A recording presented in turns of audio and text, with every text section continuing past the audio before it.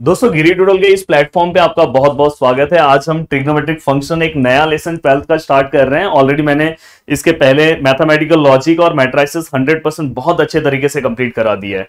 अगर उन लेक्चर्स को नहीं देखा है तो फटाफट आप जाके देखो और आज आप मेरे साथ अपना थर्ड लेसन भी स्टार्ट कर दो। और दोस्तों इस लेसन का वेटेज जो है आपके सिलेबस में सबसे ज्यादा है। अराउंड 10 मार्क्स के आसपास इस लेसन के क्वेश्चंस आपके एग्जाम में दिखाई देंगे। तो मुझे ऐसा लगता है कि ये लेसन आपको बहुत अच्छे तरीके से कवर करना चाहिए।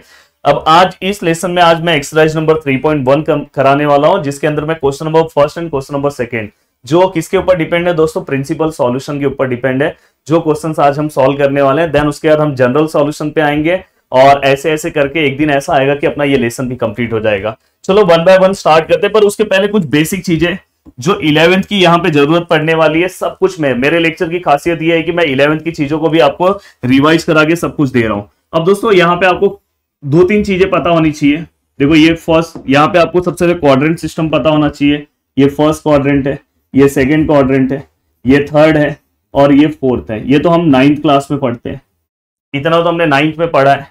देन दोस्तों इसके बाद हमने क्या पढ़ा, इसके बाद हमने 10th और 11th में एक और चीज पढ़ा था कि यहाँ पे ऑल ट्रिग्नोमेट्रिक रेशियो पॉजिटिव होता है आफ्टर स्कूल देन कॉलेज। यहाँ पे दोस्तों साइन और उसकी हस्बैंड एंड वाइफ में उसकी वाइफ का नाम क्या है, कोसेक है। टेन की वाइफ का नाम है दोस्तों कॉट एंड कॉस की वाइफ का नाम है दोस्तों सेक, तो वो पॉजिटिव होता है। तो ये भी हमने दोस्तों पढ़ा था। अब इससे रिलेटेड दोस्तों आपको पता है कि यहाँ पे पाई आएगा, यहाँ पे दोस्तों क्या होता है पाई/2 आएगा। यहाँ पे आपको पता है कि 3π/2 आएगा और दोस्तों यहाँ पे आपको पता है कि 2π आएगा, ये भी आपको पता है। अब दोस्तों यहां पे टोटल ये वाला जो आप पार्ट पढ़ोगे तो उसके अंदर आपको टोटल 9 फॉर्मुलेज याद करने हैं और 9 का अगर मैं उसके हस्बैंड एंड वाइफ वाइज करूं तो 18 फॉर्मुलेज आपको याद करने हैं। बट मेरे लेक्चर को देखने के बाद आपको कोई फॉर्मुले याद नहीं करने, मैं यहां पे लिख के भी दे रहा हूं। देखो कैसे आपको फॉर्मुलेज याद रखने हैं। देखो ये जब भी आप सेकेंड क्वाड्रेंट में आओगे, सेकेंड क्वाड्रेंट में तो देखो पाई जो है, सेकेंड क्वाड्रेंट जो है दोस्तों पाई के पीछे है। जैसे मैं पाई की पोजीशन पे खड़ा हूं, मेरे पीछे सेकेंड क्वाड्रेंट है, मतलब मेरे पीछे है। तो यहां पे दोस्तों सेकेंड क्वाड्रेंट में कैसे लिखूंगा, पाई-θ। और दोस्तों ये पाई के आगे वाला पार्ट है, तो यहां पे क्या आएगा दोस्तों पाई+θ। और दोस्तों अगर ये 2π है, 2π अब मैं ऐसे खड़ा हूं, 2π समझ में आ रहा है, ये मेरा 2π का पीछे वाला पार्ट है, ये 2π का आगे वाला पार्ट है। तो ये 2π के पीछे वाला पार्ट है, तो दोस्तों यहां पे क्या आएगा 2π-θ और वहां पे आप लोगे तो +θ। तो आप लोग एटलीस्ट ये पता होना चाहिए कि मैं सेकंड क्वाड्रेंट में मैं क्या लूंगा पाई-θ, थर्ड क्वाड्रेंट में मैं क्या लूंगा पाई+θ और फोर्थ क्वाड्रेंट में मैं क्या लूंगा 2π-θ।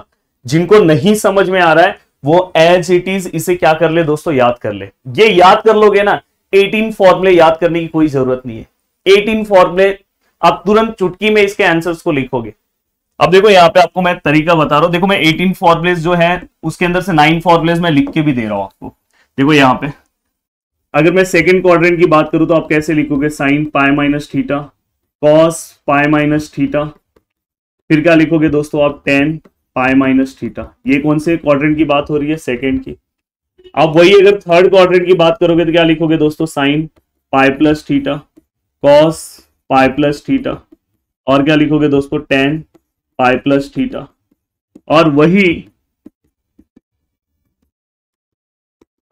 वही अगर सपोज आप फोर्थ क्वाड्रेंट की अगर आप बात करते हो तो वहां पे क्या लिखोगे आप दोस्तों, साइन 2π-θ और यहां पे क्या आएगा cos 2π-θ और यहां पे आप क्या लिखोगे दोस्तों tan 2π-θ।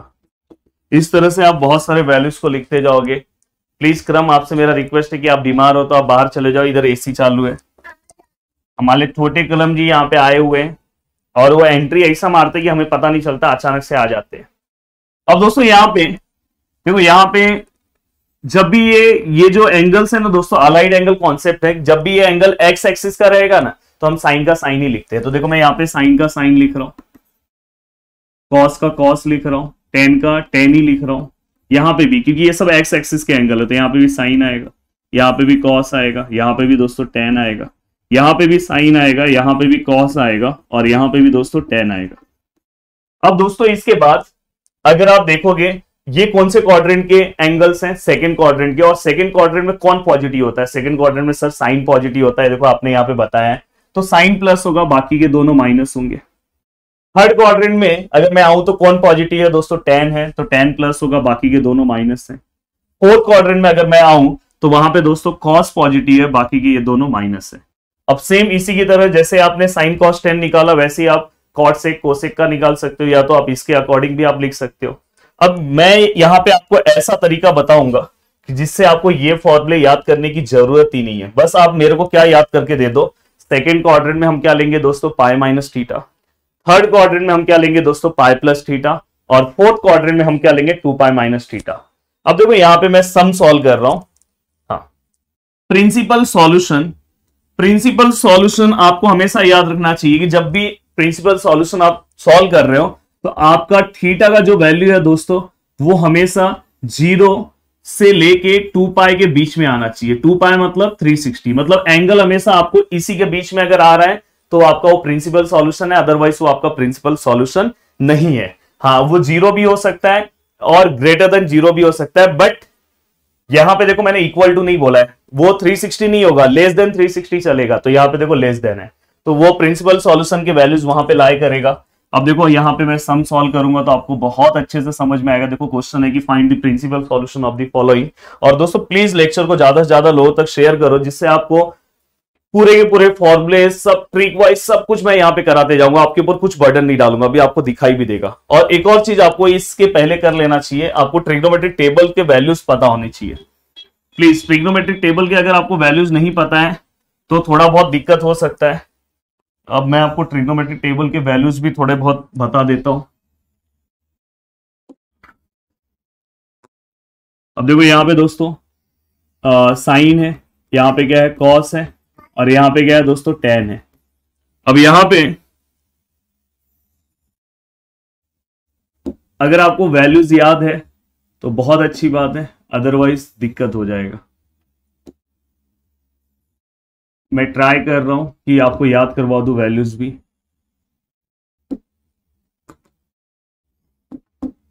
अब देखो यहाँ पे ये थीटा का वैल्यू है, यहाँ पे 0 डिग्री है, यहाँ पे 30 डिग्री है, यहाँ पे 45 डिग्री है, यहाँ पे 60 डिग्री है, और यहाँ पे दोस्तों 90 है। अगर मैं इसको रेडियन फॉर्म में लिखूं अगर मैं, तो यहाँ पे 0 को तो 0 ही लिखोगे, यहाँ पे आप क्या लिखोगे π/6, यहाँ पे आप क्या लिखोगे π/4। प्लीज मैं इसलिए लिख रहा हूँ कि कोई ऐसा स्टूडेंट है जिसे कुछ भी नहीं पता हो तो उसके लिए अच्छा है, ये π/2 होगा। तो यहाँ पे हमने सभी वैल्यूज लिख दिए। अगर मैं यहाँ पे अगर इसकी वैल्यूज याद रखो तो मैं किस तरह से याद रखता था, 10th क्लास में मैंने एक कॉन्सेप्ट पढ़ा है कि side opposite to 30 degree is half of hypotenuse. तो यहाँ पे क्या होगा दोस्तों, half side opposite to 60 degree is √3/2 hypotenuse, ये भी याद हो गया। और 45 क्या होता है, side opposite to 45 1/√2 into hypotenuse, ये याद हो गया। और ये 0 से स्टार्ट होता है दोस्तों 1 तक जाता है। ये जो वैल्यूज हैं जस्ट इसका उल्टा, यहाँ पे 1 आ जाएगा, यहाँ पे √3/2 आ जाएगा, यहाँ पे 1/√2 आ जाएगा, यहाँ पे 1/2 आ जाएगा, और यहाँ पे 0 आ जाएगा। हमेशा याद रखना कि cos वाले वैल्यूज इसके अपोजिट होंगे। जो हमारा साइन 60 होगा वो cos 30 होगा, जो हमारा साइन 30 होगा वो हमारा cos 60 होगा, और 45 सेम होगा। और वैसे ही जो हमारा cos 90 होगा वो हमारा साइन 0 होगा। तो इस तरह से आपने याद कर लिया। और दोस्तों अगर आप 10 के वैल्यूज को याद रखते हो, दोनों को डिवाइड कर दो, 0/1 0 होता है। देन यहाँ पे ये 2 कैंसिल हो गया, तो दोस्तों 1/√3 प्लीज याद भी कर लो। देखो ये 1/√3 होता है, 60 √3 होता है, और ये 1 होता है। ये 3 वैल्यूज तो आपको याद हो गया, और 0 है, और 1/0 मतलब यहाँ पे नॉट डिफाइन, या तो आप इंफिनिटी ले सकते हो। और जस्ट अगर आपको ये 3 वैल्यूज याद है तो आप रिमेनिंग कौन से भी वैल्यूज को क्या कर सकते हो दोस्तों, फाइंड आउट कर सकते हो, किसी भी वैल्यूज को। अभी भी देखो अराउंड मेरा लेक्चर 9 मिनट्स का हो गया, अभी भी मैं क्वेश्चन स्टार्ट नहीं किया हूं, क्योंकि बेसिक चीजें बताना बहुत जरूरी है। अगर मैं डायरेक्ट सम चालू कर दूं तो कोई मजा नहीं है, सम समझ में आएगा, पर मैं चाहता हूं कि पूरे कॉन्सेप्ट से आपको चीजें समझ में आए। अब मैं क्वेश्चन स्टार्ट कर रहा हूं। अब दोस्तों यहाँ पे देखो मैं क्या लिख रहा हूँ, cos थीटा इक्वल टू 1/2। अब यहाँ पे cos theta equal to 1/2, cos के टेबल में जाके चेक करना है किसका वैल्यू है दोस्तों। cos के टेबल में 1/2 किसका वैल्यू है, cos के टेबल में 1/2 π/3 मतलब cos 60 का वैल्यू है। पर ये प्लीज आप याद कर लो, तो ये किसका वैल्यू है दोस्तों, cos 60 मतलब π/3। अब दोस्तों यहां पे मुझे पता है कि ये जो π/3 है, π/3 मतलब कितना हो गया 60, और 60 दोस्तों 0 to 2 पाई के बीच में आ रहा है, तो ये अपना एक सॉल्यूशन देगा। पर साथ में आपको ये पता होना चाहिए कि अगर कॉस पॉजिटिव है, कॉस इसके अंदर कहां पे पॉजिटिव है आपको दिख रहा होगा, ध्यान से देखो कॉस कहां पे पॉजिटिव है, इसमें तो पॉजिटिव नहीं है, इसमें तो नहीं है, इसमें है। और अगर आप, तो यहां पे देखो आपको डायरेक्ट ये फॉर्मूला मिल गया है कॉस का, तो इस फॉर्मूले से आप कॉस का एक और वैल्यू निकाल सकते हो। बट मैं बोल रहा हूं इतना क्यों फॉर्मूला याद कर रहे हो, आपको एक दिमाग दे रहा हूं। ये देखो आपका ये वैल्यू आ गया, यहां कॉस पॉजिटिव है।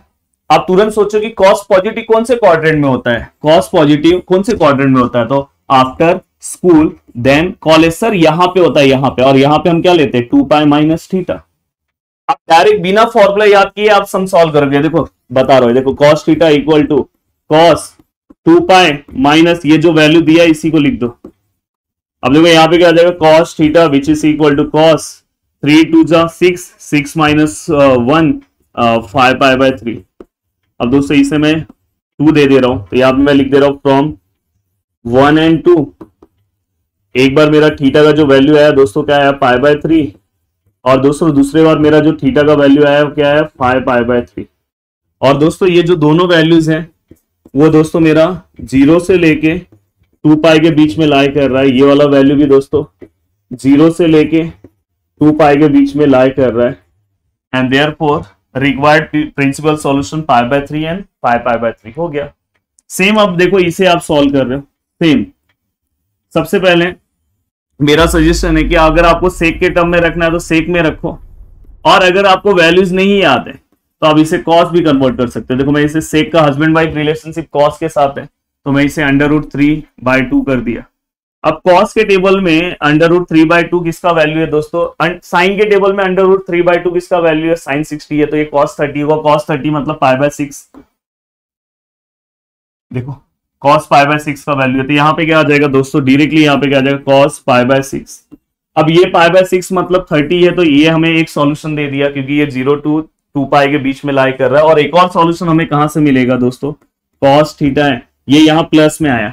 cos हमारा प्लस में कौन से क्वाड्रेंट में, एक तो फर्स्ट क्वाड्रेंट में है, फर्स्ट क्वाड्रेंट वाला तो हमें यहाँ पे वैल्यूज दे रहे हैं। ये जैसे यहाँ पे फर्स्ट क्वाड्रेंट का वैल्यू और कहाँ पे पॉजिटिव होता है दोस्तों, तो और यहाँ पे होता है फोर्थ क्वाड्रेंट में। मैं इसे कैसे लिखूंगा, cos इसमें से माइनस करूंगा 2 पाई माइनस थीटा मतलब π/6, तो cos theta which is equal to cos, देखो 6 2 जा 12, 12 माइनस 1 11 π/6।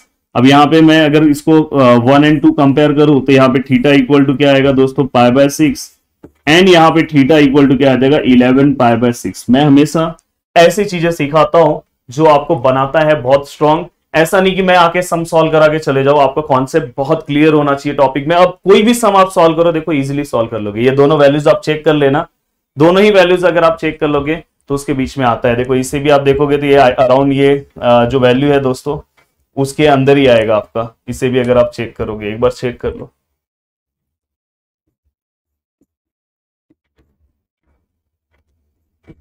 ये देखो π/6 मतलब आपको कितना पता है, 30 है, 30 माइनस 11 तो ये 330, 330 भी 360 के अंदर ही आता है। और ये भी तो मतलब रिक्वायर्ड प्रिंसिपल सॉल्यूशन ऐसे लिख के फिर लिखोगे रिक्वायर्ड प्रिंसिपल सॉल्यूशन π/6 एंड 11 π/6। चलते हैं नेक्स्ट। अब देखो इसी में और क्वेश्चंस हैं दोस्तों। देखो यहाँ पे cot थीटा इक्वल टू √3 है, मैं क्या कर रहा हूं इसे tan थीटा में कन्वर्ट कर दे रहा हूं और इसे 1/√3 लिख दे रहा हूं। अब 1/√3 मुझे पता है किसका वैल्यू है, प्लीज आप टेबल देख लेना। मुझे पता है कि tan 30 का वैल्यू है, tan 30 मतलब π/6। अब tan π/6 ये तो हमें एक सॉल्यूशन दे दिया है। दूसरा सॉल्यूशन लिखते टाइम मैं कैसे लिखूंगा कि मुझे tan कहां पे पॉजिटिव दिख रहा है। देखो दोस्तों एक तो फर्स्ट क्वाड्रेंट तो जो मिल गया हमें, और दोस्तों मुझे after school then third quadrant मिलता है, और थर्ड क्वाड्रेंट में क्या लिखता हूँ π+θ, मतलब यहाँ पे मैं क्या लिखूंगा π+θ जो भी है मेरा। तो यहाँ पे tan theta which is equal to, यहाँ पे क्या आएगा दोस्तों tan 6 पाई + 1 मतलब 7 π/6। तो दोस्तों यहाँ पे ये इक्वेशन नंबर सेकेंड, तो अब यहाँ पे क्या लिखोगे फ्रॉम फर्स्ट एंड सेकेंड, तो theta which is equal to π/6 and theta which is equal to 7 π/6 and both the values are lies between 0 to 2 pi and therefore this is the required principal solution। अब ये होने के बाद दोस्तों देखो अब मैं कोई भी फॉर्मूला नहीं देख रहा हूं, और आपको भी मैं मना कर रहा हूं, मैंने स्टार्टिंग में इसलिए दे दिया कि आपको पता होना चाहिए कि फॉर्मूला होने के बाद भी हम बिना फॉर्मूले के क्वेश्चन सॉल्व कर रहे हैं। हमें फॉर्मूला, आपको कोई फॉर्मूला मैंने याद नहीं करा है, फिर भी देखो आप सम सॉल्व कर रहे हो। तो जितना कम चीजों को दिमाग में रखोगे ना उतना, बहुत सारे लोग उस फॉर्मूले को रट के फिर यहाँ लिखते हैं, क्यों इतना मेहनत कर रहे हो यार। अब देखो ये कॉट थीटा है दोस्तों, 0 है, इसके नीचे कुछ नहीं है तो 1 है। इसी को अगर मैं टेन थीटा में कन्वर्ट करूं, इसका हस्बैंड वाइफ रिलेशन तो ये 1/0 होगा। और टेन थीटा मतलब क्या होता है दोस्तों, 1/0 मतलब क्या होता है, नॉट डिफाइंड। नॉट डिफाइंड मतलब मैं इंफिनिटी भी ले सकता हूं। और 10 के टेबल में नॉट डिफाइंड किसका वैल्यू है आपको पता है, अभी जाके मेरा टेबल चेक कर लो, 10π/2 का वैल्यू है। इसका वैल्यू है दोस्तों 1090 का। अब 1090 का वैल्यू मुझे मिल गया, मतलब ये 90 है दोस्तों, तो ये 0 to 2π के बीच में आ रहा है, पहला हो गया। और दोस्तों 10 जो है मेरा वो प्लस कहां पे, क्योंकि यहाँ प्लस है, प्लस किसमें, एक तो इसमें काम हो गया, और मेरा प्लस कहां पे दोस्तों, यहाँ पे। आफ्टर स्कूल देन मतलब यहाँ पे, तो मैं यहाँ पे लिखते टाइम कैसे लिखूंगा, टेन थीटा इक्वल टू 10, क्या लिखूंगा दोस्तों वहां पे, पाई प्लस π/2, क्योंकि वहां पे मैं पाई प्लस लेता हूं। Then tan theta which is equal to, देखो इसको अगर आप करोगे तो दोस्तों 2π प्लस पाई, तो यहाँ पे क्या आएगा 3π/2, दिखाई दे रहा है आपको।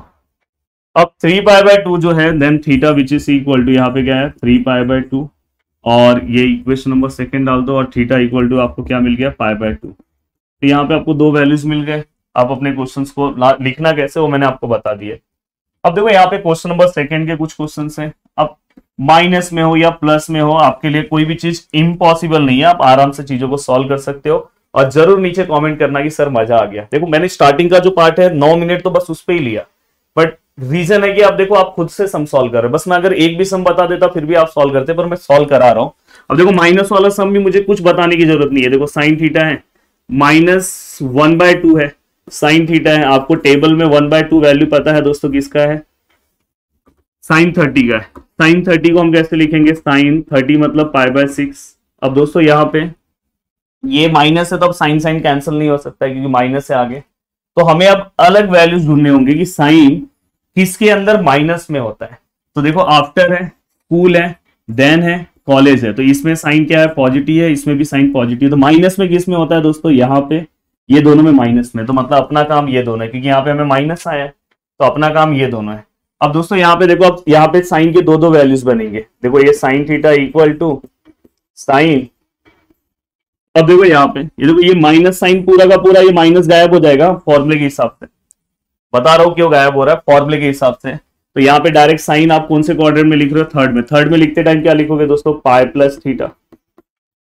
और वही अगर फोर्थ में लिखोगे, आप चाहिए तो एक लाइन लिख देना कि sine is negative in third and fourth quadrant.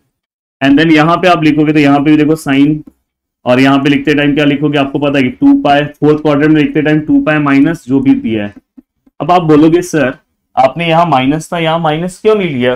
तो भाई वही तो फॉर्मूला आप सीख रहे हो, वहां पे आपने फॉर्मूला पढ़ा ना, वहां पे आपने क्या पढ़ा, 2π minus theta which is equal to sine of minus theta.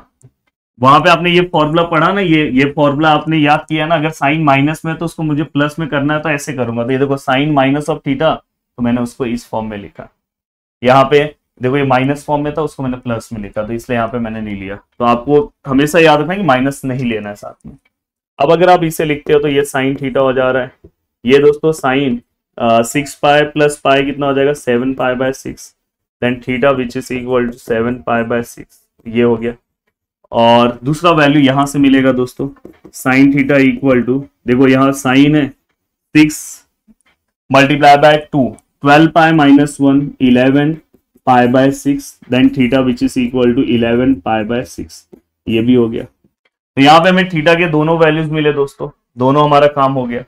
अब यहाँ पे ये वैल्यूज अपना नहीं है, याद रखना। सेम ऐसे ही आपको ये सम सॉल्व करना है। देखो ये सम भी एक सॉल्व कराऊंगा तो आपके अंदर एक कॉन्फिडेंस अच्छा आ जाएगा।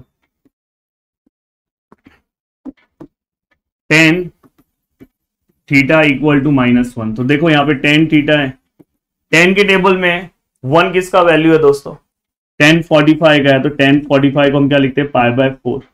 अब देखो यहाँ π/4 मैंने लिखा है, फिर से यहाँ माइनस में आया, मतलब ये अपना प्रिंसिपल सॉल्यूशन नहीं है। अब मुझे चेक करना है कि 10 माइनस कहाँ पे होता है। तो 10 ये दोनों में प्लस होता है, मतलब ये दोनों में माइनस है, तो मतलब अपना ये और ये अपना वैल्यू है। अब दोस्तों यहाँ पे आपको कैसे पता चला सर ये दोनों में माइनस होता है, तो आफ्टर स्कूल देन कॉलेज। तो ये देखो ये दोनों में 10 पॉजिटिव, यहाँ पे तो सब ट्रिग्नोमेट्रिक वैल्यूज पॉजिटिव है, यहाँ पे 10 पॉजिटिव है, पर अपने को नेगेटिव चाहिए तो सेकंड और वे। तो सेकंड क्वाड्रेंट में अगर मैं लिखूं तो किस तरह से लिखूंगा, और फोर्थ क्वाड्रेंट में मैं लिखूंगा तो किस तरह से लिखूंगा। बस मैंने बोला कि सेकंड में लिखते टाइम आप पाई माइनस याद रखो, फोर्थ में लिखते टाइम 2 पाई माइनस याद रखो। तो देखो यहाँ पे देखो tan थीटा लिख रहा हूं, क्या मैं माइनस लिखूंगा? नहीं सर, नहीं लिखना है। tan इक्वल टू यहाँ पे आप क्या लिखोगे दोस्तों, पाई माइनस थीटा मतलब पाई बाय 4, और finally tan theta which is equal to यहाँ पे क्या आ जाएगा दोस्तों, tan 3 पाई बाय 4 आ जाएगा, और theta which is equal to 3 pi by 4। और दोस्तों यहाँ पे आप जब लिखोगे तो क्या लिखोगे, tan theta which is equal to tan, यहाँ पे जब आप लिखोगे तो दोस्तों क्या लिखोगे, 2 पाई माइनस थीटा, क्योंकि फोर्थ क्वाड्रेंट है ना। थीटा कितना है दोस्तों, pi by 4, then tan theta which is equal to 10। अब देखो ये कितना हो जाएगा, 8 पाई माइनस पाई मतलब 7 पाई बाय 4, और यहाँ theta which is equal to 7 pi by 4, तो ये भी हो गया। तो ये दोनों वैल्यू आ गए अपने। अब दोस्तों यहाँ पे एक क्वेश्चन है आपका, बहुत सारे लोगों को लगता होगा ये क्वेश्चन बहुत हार्ड है। ये क्वेश्चन भी आप बहुत आसानी से सॉल्व कर सकते हैं। देखो यहाँ पे √3 cosec theta plus 2 equal to 0। तो √3 कोसेक थीटा माइनस 2 ले लिया आपने, तो यहाँ पे क्या हो गया, कोसेक थीटा माइनस 2 अपॉन √3। आप चाहिए तो इसे साइन में कन्वर्ट कर दो, क्योंकि इसका हस्बैंड वाइफ रिलेशनशिप साइन के साथ है, तो ये माइनस में ऐसे हो जाएगा। अब दोस्तों ये बताओ, पीछे की तरह ही क्वेश्चन हो गया। अब यहाँ पे साइन थीटा है, अब बताओ मुझे √3/2 साइन 60 का वैल्यू, साइन 60 को हम कैसे लिखते हैं, साइन पाई बाय 3। अब यहाँ पे आपको साइन के ऐसे वैल्यूज लिखने हैं कि जहां पे साइन क्या है दोस्तों, माइनस में होता है। तो फर्स्ट क्वाड्रेंट में साइन जो है आफ्टर स्कूल, मतलब ये दोनों में पॉजिटिव है, मतलब ये दोनों अपना आंसर है। तो थर्ड क्वाड्रेंट में अगर मैं लिखूंगा तो कैसे लिखूंगा, sine theta equal to sine, third में कैसे लिखूंगा दोस्तों, पाई प्लस थीटा, थर्ड में हम पाई प्लस लेते हैं, तो यहाँ पे क्या होगा, sine theta which is equal to sine 3 pi plus pi कितना आ जाएगा दोस्तों, 4 pi by 3, then theta which is equal to 4 pi by 3। ये हो गया। सेम अगर आप ये वाले क्वाड्रेंट में जाओगे तो यहाँ पे क्या आएगा दोस्तों, sine theta which is equal to sine, यहाँ पे कैसे लिखोगे दोस्तों, यहाँ पे 2 पाई माइनस लोगे, क्योंकि ये फोर्थ क्वाड्रेंट में हम क्या लेते हैं, 2 पाई माइनस, तो 2 पाई माइनस आप क्या लोगे दोस्तों, pi by 3, then sine theta which is equal to sine, देखो यहाँ पे 3 2 6, 6 pi minus pi 5 pi by 3, then theta which is equal to 5 pi by 3। हो गया। अब फिर आप उसको सिस्टमैटिक अच्छे से लिख दो। तो इस तरह से मैंने ऐसा लगा, मैं इस तरह से आपको प्रिंसिपल सॉल्यूशन मैंने पढ़ा है, क्योंकि ये जो लेसन है ना दोस्तों, ये स्टार्टिंग का ही प्रिंसिपल सॉल्यूशन और जनरल सॉल्यूशन देख के ना लोग ये लेसन पढ़ते ही नहीं। और प्लीज मेरा सभी से रिक्वेस्ट है कि प्लीज ये लेसन पढ़ना स्टार्ट कर दो। बहुत सारे लोग अभी पढ़ते हैं पर लास्ट टाइम पे ये लेसन को ऑप्शन में रख देते हैं, प्लीज ऐसा मत करना। तो यहाँ पे मैंने बहुत अच्छे तरीके से बताया। अगर आप पूरे के पूरे क्वेश्चन भी नहीं सॉल्व करते, एक आप माइनस वाला कर देते, एक प्लस वाला कर देते और कॉन्सेप्ट समझ लेते, तो भी आपका काम हो गया। तो हमेशा आपको ये भी पता होना चाहिए कि मुझे कौन से क्वेश्चन सॉल्व करने हैं। वीडियो को देखने के लिए दिल से थैंक यू सो मच दोस्तों। मिलते हैं नेक्स्ट लेक्चर में। जय हिंद दोस्तों।